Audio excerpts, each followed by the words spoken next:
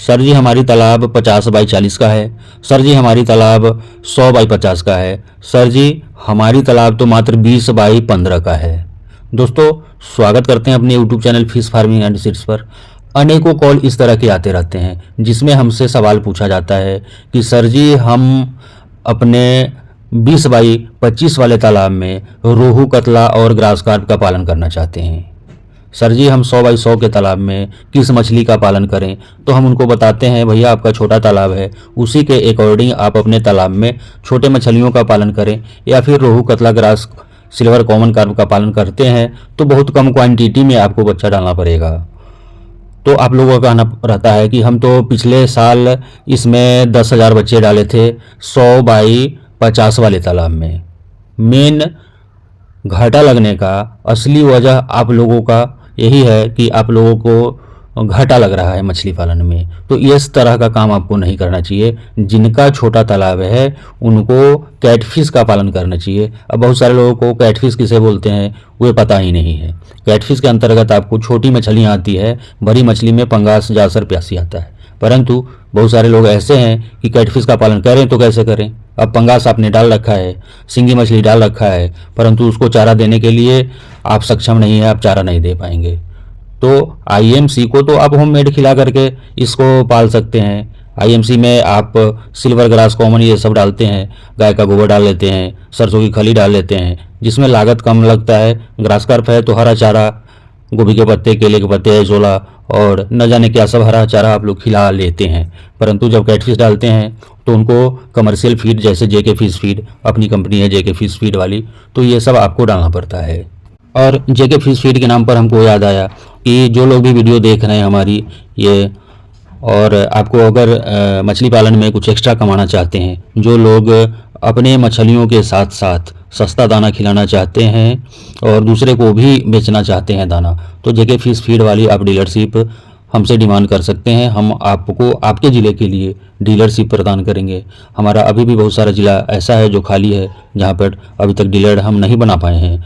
तो आप अप्लाई कर सकते हैं, आप हमसे बात कर सकते हैं। हम आपको जेके फिश फीड काफ़ी बेहतर ग्रोथ आता है, इसका डीलरशिप हम दे सकते हैं। साथ साथ हमारा मेडिसिन का भी काम होता है। हमारा मछली के बच्चे का भी कोलकाता, निहाटी में काम होता है।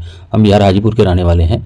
बच्चे का काम कोलकाता में होता है। जेके फिश फीड की कंपनी अपनी छिंदवाड़ा एमपी में लगी है और मेडिसिन वाली कंपनी अपनी हैदराबाद में लगी है। तो आपको मछली से रिलेटेड किसी भी चीज़ का काम होगा, चाहे वो बर्ड नेट चाहिए या फिर जाल, किसी भी तरह का जाल चाहिए, तो दिए हुए नंबर पे आप संपर्क कर सकते हैं। हम बात कर रहे थे छोटे तालाब वाले कृपया अपने तालाब में आईएमसी पालने का ख्वाब न देखें। अब बताइए 15 बाई 20 का जिनका तालाब है वह आईएमसी कितना बच्चा डालें?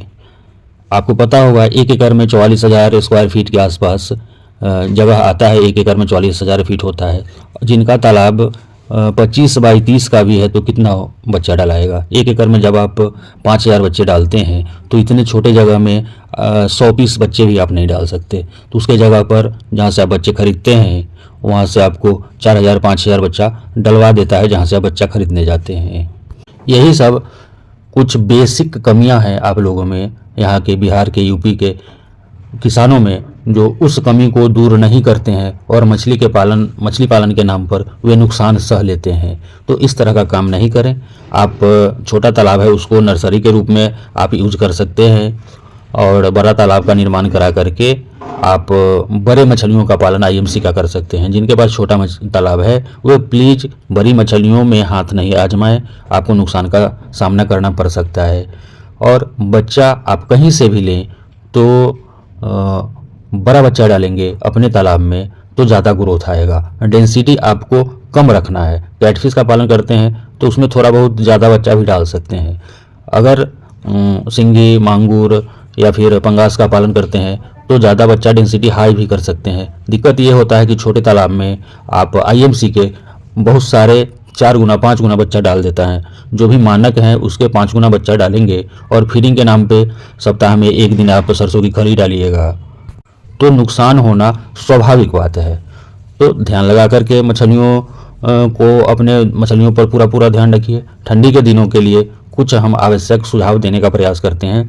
अगर कैटफिश का पालन आपने कर रखा है, तालाब में रूपचंदा है, पंगास है, सिंगी है, मांगुर है, क्योंकि ये कैटफिश मछलियाँ, खास करके पंगास मछलियाँ ठंडी कम ही बर्दाश्त कर पाती हैं। इस पोजीशन में जब टेम्परेचर 15 डिग्री के आसपास आ जाए तो उस दौरान रात के टाइम में 3-4 घंटे वेरी इन द मॉर्निंग भोर में आपको पानी चलाना चाहिए।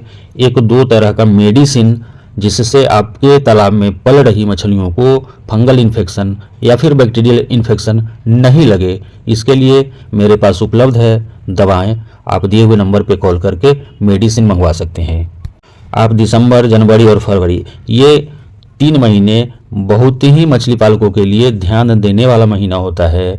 इसमें आप ध्यान देंगे तो आपकी मछलियों में ग्रोथ भी बेहतर आएगा, मछली में किसी तरह का फंगल इन्फेक्शन से बचेगा, बैक्टीरियल इन्फेक्शन से बचेगा। इन्हीं महीनों में, ठंडी के महीनों में सारी मछलियां तालाब के नीचे चली जाती हैं, एक जगह इकट्ठा होने के कारण उनमें फंगल इन्फेक्शन, लाल चकत्ते वाली बीमारी और बैक्टीरियल इन्फेक्शन, इस तरह का बीमारी लगने का काफ़ी चांसेस बढ़ जाता है। तो इन सारे चीज़ों को आपको ध्यान में रखना होगा। महीने में 1 बार या 2 बार आपको चूने का प्रयोग ठंडी में करना पड़ेगा, 2 बार कम से कम, 1 बार या 2 बार आपको महीने में तालाब में जाल चलवाना चाहिए।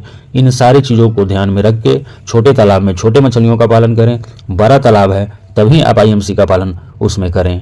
इन सारी चीज़ों को ध्यान में रख के आप मछलियों में अच्छा ग्रोथ पा सकते हैं और नुकसान से बच सकते हैं। बहुत बहुत धन्यवाद।